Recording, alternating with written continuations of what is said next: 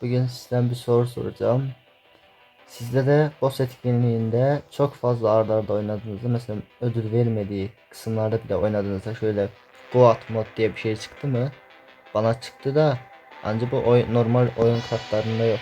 Mesela Edgar kartlarına bakırsak sağa, burada Edgar'ın kartlarına baktığımız zaman böyle bir kart yok. Goat mod.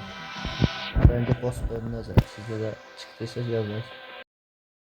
Şimdi Goat modun gücünü göstereceğiz size. Şu mod var ya, çok fazla güçlü. Ultimizin alanını genişletiyor.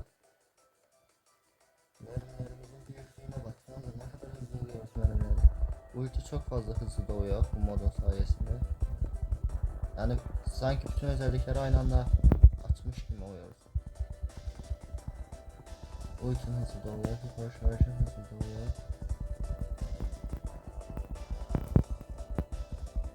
Mermimizin girebildiği uzaklığa bak.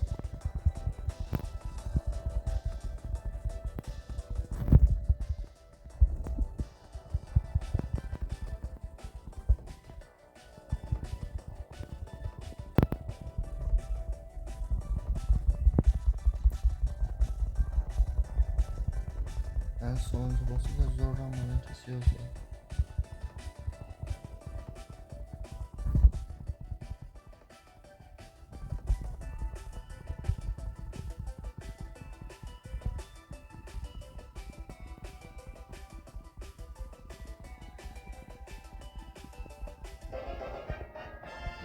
Yani işte çıkarsa kesinlikle kulakma diyorsun. Tüm etkilerden çok daha iyi.